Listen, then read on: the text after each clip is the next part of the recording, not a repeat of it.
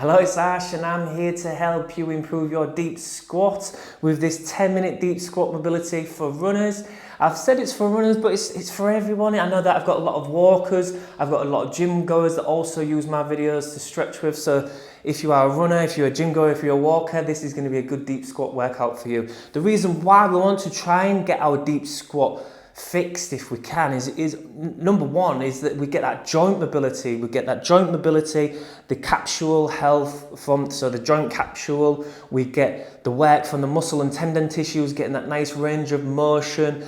So we're keeping overall good joint health and mobility. And then also we're looking at number two, we're looking at the positive effects day to day, because deep squat is what's known as an ancestral or fundamental resting position. So if we can be moving about in that position, lifting and carrying things and moving about and extending our body, is just more, it's better. So that goes into the third main reason why it's important to get into deep squat, is because of that fundamental ground to standing position. If we can get there in a much more efficient way, if we can go deep squat and stand ground to standing in a much easier way, that just helps your day-to-day movement patterns.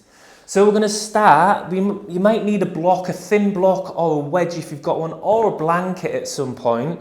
But if not, don't worry about it. We're going to make a start by coming onto your hands and knees. And then from here, what we're going to do is we're going to step the left foot in just where the left hand was. And then what we're going to do from here is we're going to come up onto a kneeling position.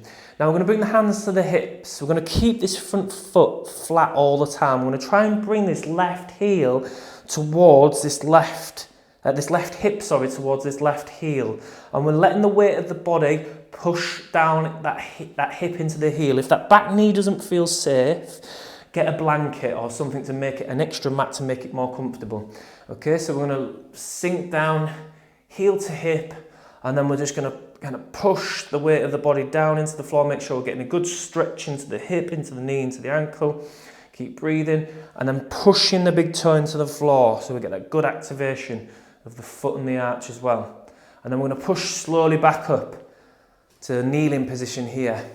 So we're going to hold it for maybe like 5 to 10 seconds in that deep squeezing position, then push back up. Let's go back down. I'm going to do this 3 times. Okay, so you're really kind of pushing down. Just going to make sure roughly the time's about the same. Lifting the head and chest nice and tall. Again, keep this front foot nice and flat. Get ready to push up. Push down into that big toe and push back into kneeling. One more time, a little bit of a pause. Okay, let's slowly go back down into that. Again, hip to heel. Keep the front foot nice and flat. Lift the head and chest, engage the abs.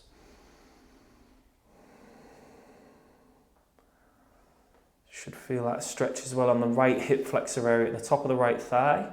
Push strongly back to kneeling, and then just step that foot backwards into kneeling and feel all of that work. It should feel like it's done a little bit of work, or maybe a lot, depending on how your hip mobility is. I'm going to step that right foot forwards, just wiggle it a few steps, so we have to lunge into it. And then we're going to go hands to the hips. Again, let's slowly bring that right hip to the right heel.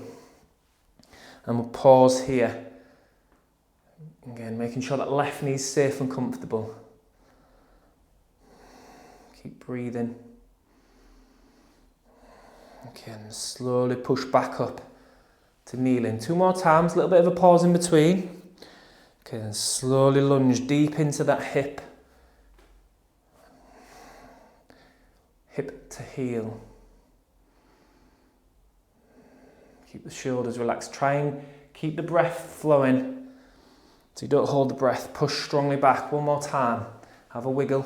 Just release some of that heat that's building. Slowly bring the hip back into the heel. I always want to say heel first. I'm not sure why. How was this feeling for you? It might be quite intense, I know. Push back nice and strong. Okay, well done. Bring it back to kneeling. Good work. Okay, so from here we're going to go a little bit more intense. We can use the hands to support if we need to. We're going to step the right foot forward and tuck the back toes. Okay, so from here we're going to slowly sit left hip into the heel again. Okay, and then what we're going to do from here is we're going to transfer the weight forwards, We're going to use the hands to start in what's called a duck walk. We're going to use the walk, hands forward, and then we're going to keep this front foot flat. And then as we start to bring the weight forward, we're then going to start to lift this heel up on the right foot and slide and step that left foot through. Okay, so then we bring the right knee down, we start to transfer the weight forwards. As we start to put the weight forward, we're then going to start to put that left heel up and then come and step that right foot forwards. I'm going to turn and spin around with that. And knee comes to the floor, start to transfer the weight forward. This foot lifts up and this other one swoops through. So we're getting all of that kind of nourishing movement. So just work your way through that. The heel starts to lift up and then the other leg comes and swipes through. And then we slowly come onto that knee. And this is supported duck walks to start. Go nice and slow, so don't rush it. It's all about the quality of the movement. So the knee comes down, hip into the heel, then step the other foot through. Okay, and then if you feel comfortable doing this, you could go and get into walking with it nice and slow there. So again, I'll show you. If we're walking with this, so in this kneeling position here, we're going to bring the hands out in front. As the knee comes towards the floor, I'm going to start to put my weight forwards into this other leg, lift the heel up and then slide and step that other foot through. As I put the weight forwards, step. Okay. Feel all of that nourishing work. Use your hands if you need to. And this is really good for your general health of those muscle tissues and the joint tissues. The mobility, the range of motion in those joints. Well done. Again, if you need a break at any point, just come up nice and tall. You might feel the heat building, that's normal. Okay, and then just come up nice and slowly, have a wiggle, have a stretch. And then this is where we might need the yoga block. If you've got a thin yoga block, or if you've got a wedge, I'm just going to show you how to use the yoga block. So take your feet to the edges of the yoga block, elevate your heels and sit into it like that. The same with the wedge. If you've got a wedge and you know that you can't sit into deep, just a bit wider than your hips and elevate like that. That's going to help you sit into deep squat.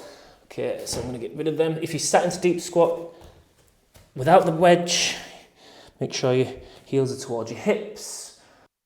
What we're going to do now is going to place the left hand towards the floor. If you can get it towards the floor, and bring the right hand up towards the sky. Lean the head and chest over towards that left side. Open up the ribs and the hips. Breathe out, bring the other hand down. Swap and go over to the other side. Inhale the arm up. Exhale the arm down. We're going to go through this in your inhale and exhale now. So inhaling the arm up. Exhaling the arm down. Feel all of that nourishment of those joints. If you need to take a break at any point, you can do. Just bring the legs out. Just stand up, give the legs a little shake. I know the shins might be burning, or the hips or the thighs. Again, this is a video that you can come back to regularly, every other day, 2 or 3 times a week, and improve your deep. Get all of those range of motion benefits, keep your body functioning better. Come on, relax, come down into deep squat if you're not already. Bring your hands into a prayer position and bring your elbows onto the insides of the knees and bring your hands down into your heart.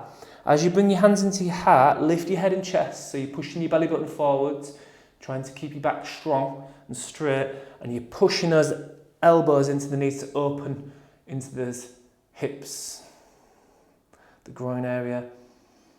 Lifting the head and chest, relax the shoulders and smile. And just move the weight of the body into the left foot, into the right foot. Again, all of that kind of massaging, nourishing of those joints. Feel the work. Try to keep the breath flowing, don't hold it. Okay, and then the last little one here, because you can stay here. Come up if you need to again at any point to have a break, Or if you comfortably can, if you can do this, we're going to bring the right knee down towards the floor. Bring the weight over to the left, bring the right knee down towards the floor, and then open it back up. And we're just massaging through those hip joints, that little bit we do. To you, just stay in a deep squat and come up and have a rest, however, whenever you need to. So this is internal rotation, keeping that hip joint healthy.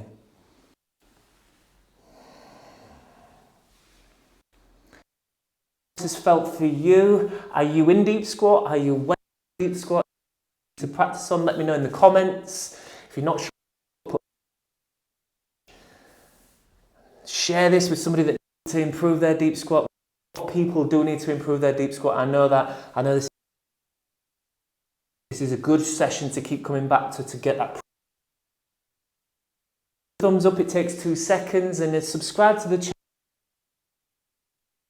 There's 3 videos a week that I post, and those are totally free for you to do, and just say thank you. And I do greatly appreciate all of your support and following. Get the hands. A lot of people say that a lot, but I am a talker. So I hope you've enjoyed that deep squat stretch. To your body, and I shall see you in the next video.